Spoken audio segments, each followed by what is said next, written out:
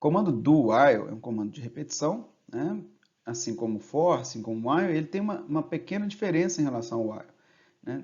No comando do while, o conjunto de comandos, ele sempre é executado uma primeira vez. No comando while, você já começa testando a condição. E se aquela condição for falsa, ele não executa os comandos. No do while não. Primeiro ele vai executar todos os comandos e aí vai vir a primeira condição. É só essa a diferença. O formato dele, né, é dessa forma aqui. A gente tem o do, chaves, sempre se usa chaves. Tá? Do while é um comando que não tem como não usar chaves. Se você tiver só um comando aqui dentro, você vai usar chaves. E ao final da chave de fechamento é que você escreve o while. Então, primeiro, a ideia é simples, é faça, e depois, enquanto a condição for verdadeira. Então, primeiro ele vai fazer, executar tudo que está aqui, e depois ele testa a condição. E aí é um loop, ele pode continuar fazendo, ou ele pode só executar uma vez. Mas você garante que a primeira vez ele vai executar, né? Então, ó, se verdadeiro, reexecuta o bloco de comandos. Caso contrário, termina o laço. Tá? Então, quando ele chega aqui, ele testa a condição e pode voltar ao início, normalmente. Tá? Um exemplo aqui onde esse tipo de abordagem do while é bastante útil. Vou oferecer aqui um menu de opções, né, para um usuário. Né? Escolha uma opção, né? Opção 1, 2 ou 3. E aí eu vou ler, né, qual opção que o usuário escolheu e salvar na variável i. Tá? Eu fiz um scanf aqui. Eu vou fazer isso enquanto, né, o i for menor do que 1 ou o i for maior do que 3. Quer dizer, se o cara digitar alguma coisa que não está entre essas opções aqui, ele vai ficar fazendo esse loop.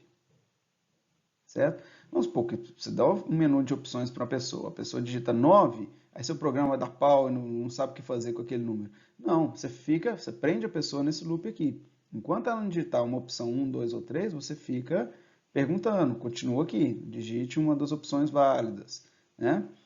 Pode até escrever, escolha uma das opções válidas, né? Alguma coisa aqui abaixo para poder ficar repetindo. Então, enfim, esse código, né? Seguindo o fluxo aqui, primeiro ele executa isso daqui e imprime na tela pela primeira vez e tenta ler do teclado, né? Fica esperando a pessoa digitar um número. E ele vai ficar fazendo isso enquanto essa condição aqui for verdadeira, né? Então, enquanto o i for menor do que 1, às vezes a pessoa digitar 0, né? Ou o i for maior do que 3, quer dizer, a pessoa digitar 4 ou mais, ele vai continuar executando isso aqui. Tá? Colocando aqui num fluxograma para não ficar dúvidas. Eu tenho aqui as opções são lidas, né? Escolho uma opção, isso tudo vai ser executado, ó, tá vendo? Não tem opção não, a gente vai executando todas elas, e aí sim vem uma condição, né? Então, o valor de i digitado é menor do que 1 ou maior do que 3, se sim, volta ao menu novamente, imprime todo ele de novo. Você poderia colocar uma opção aqui de limpar a tela, você exibe de novo, né, o menu. Isso aqui, se não, né, ou seja, se a pessoa digitou uma opção válida, você pode prosseguir. Né? Então, você sai aqui do while e continua o print. Tá? Nós já vimos o uso do comando break quando falamos de switch. O exemplo que a gente dava era o switch onde a gente tinha aqui uma variável que foi lida, né, com scanf, e aí a gente está testando os valores dela. Né? No caso em que a variável vale 0, imprime 0, no caso vale 1, imprime 1 e assim por diante. E a gente usou o break para sair do comando switch e não executar as demais operações, os demais casos. Né? Então agora, a gente vai ver aqui agora que o comando break ele serve para sair de outros loops, de outros laços, né? Como o for, como o while, como o do while. A lógica é a mesma do switch, ao usar o break, ele simplesmente vai para o final, né, daquele comando onde ele está acontecendo. Né? Na primeira linha seguinte do final do loop. Né? Aqui um exemplo, a gente tem a leitura do A e do B com o scanf, essas duas variáveis inteiras, e aí a gente tem o while A menor ou igual a B. Né? E aqui eu vou incrementar o valor de A e vou imprimir o valor de A. Só que eu acrescentei aqui esse if, se A for igual a 5, né? Repara que é uma comparação, dois iguais, eu faço um break, eu saio. Né? Então, o que vai acontecer? Vamos supor que eu digite os dois valores de A e B, 1 e 10. Né? Então, o A vale 1, o B vale 10. Eu vou entrar aqui nesse comando, vou incrementar o A, ele vai valer 2. E aí, o primeiro número que eu vou imprimir é 2, né? Porque é o valor de A. Eu pergunto sempre, se A for igual a 5, break. Então, não é 2, não é igual a 5. Então, ele volta ao início da execução e pergunta, A é menor ou igual a B? Sim. Então, ele vem e incrementa o A, vai para 3, ele imprime o A, imprime 3. Volta, vai valer 4, imprime 4. Volta, A vai valer 5, ele não vai imprimir, porque ele vai fazer, se 5 for igual a 5, e ele vai dar o break. Então, ele vai sair e vai vir aqui para o final, para o System Pause, né? Vai sair do código. Isso, ou seja, o 5, né, ele não vai executar, ele não vai sair por causa da condição, ele vai sair por causa do break. Olhando aqui como que fica no diagrama de fluxo, a gente tem a pergunta, né, se A for menor ou igual a B, né? No caso que sim, ele vai incrementar o valor de A, e aí tem uma outra condição aqui, né, se o A for igual a 5, no caso de sim, ele vai sair, ele vem para o final, a continuação do programa, tá vendo? Aqui fecha chaves, ó. No caso em que não, ele continua logo após o break. Então, ele pula só o break, ele continua aqui e imprime o A. Né? E aí, ele volta ao loop. Ele volta na execução e pergunta de novo, A menor ou igual a B? Se não, vem aqui. No caso em que, né, se sim, né, ele vem aqui. No caso em que não, ele também sai do programa. Então, são duas formas agora que a gente pode sair desse comando while. Né? Uma pela condição aqui, do próprio while, e outra por esse if que a gente acrescentou junto com o break. O comando continue, ele tem um funcionamento um pouquinho diferente do break. Primeiro que ele não funciona fora desses de loop. Ele não funciona com switch, por exemplo. Então tem que estar num loop. É do, while, for. Né? E o que ele faz é o seguinte, é pular aquela iteração do loop, apenas aquela iteração. Então, na hora que você coloca um continue, ele simplesmente volta lá para a condição, né, do loop e pula aquele passo.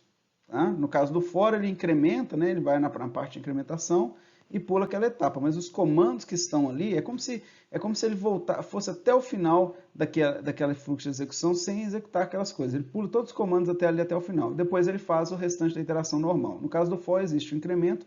No caso do while, ele simplesmente volta e testa a condição. Né? Então, vou mostrar aqui um exemplo. Né? A gente tem, então, o valor A e B foram lidos, e a gente vem, enquanto A for menor ou igual a B, incrementa o valor de A, né? A igual a mais 1. E aqui eu pergunto, se A for igual a 5, continue. Ou seja, eu vou imprimir, né? Todos os valores, vamos supor que o valor de A e B foram 1 e 10. Então eu vou imprimir 1, 2, 3, 4, aí eu vou pular o 5. Na hora que for igual a 5, ele dá o continue. Continue significa que ele vem para cá. Para cá, na verdade, é aqui. Ele volta, né, para o início do loop e testa a condição. Então ele pula o 5. Na prática é isso. Simplesmente pula a execução dos comandos que estão aqui quando ele topa no continue. Né? Tudo que tivesse aqui abaixo. Tá? Até o fechamento do while. Mas ele continua a execução no 6, no 7, no 8, no 9, né? Até que a gente saia do loop. Colocando aqui num fluxo de execução, um diagrama de fluxo, né? Então a gente tem a condição do while, a gente tem o incremento, né? A igual a mais 5, e a gente vem na outra condição, que é o A igual a 5, né? Então, se aqui for verdadeiro, né? Vamos seguindo aqui. Aqui foi verdadeiro, viemos para cá, né? Se for falso, a gente vai para o final do programa. Então, aqui o A igual a 5 é verdadeiro, a gente vem para o continue. Quando ele for falso, a gente segue e imprime. Quando ele é verdadeiro, a gente dá o continue, significa que a gente volta para cá e testa a condição, certo? E aí, volta o loop todo normal. Quando continue, quando o A igual a 5 for falso, ele continua, simplesmente imprime. E quando ele for verdadeiro, ele volta aqui e pula o 5. Né? Então é isso, ele pula a execução corrente daquela iteração no loop. Bom, um último comando aqui que permite realizar iterações ou sair de iterações é o goTo. O goTo, antes de tudo, já temos que falar que ele foi praticamente banido da boa prática de programação, né? Sempre que se ensina o GoTo, a gente fala, cuidado, não sai usando isso daqui, em casos muito específicos. Porque o GoTo ele permite que você crie um rótulo no código, né? Você dá um nome mesmo, é um label, você cria um label, põe 2 pontos, é simplesmente uma palavra, 2 pontos. E aquilo marca uma parte do código, né? Você chama lá, sei lá, fim, início, meio, você põe o nome que você quiser lá e no meio do seu código você pode dar um go to e ir para aquele trecho. Você pula para aquele ponto exatamente. Você pode até implementar um loop dessa maneira, você pode ficar implementando várias coisas dessa forma.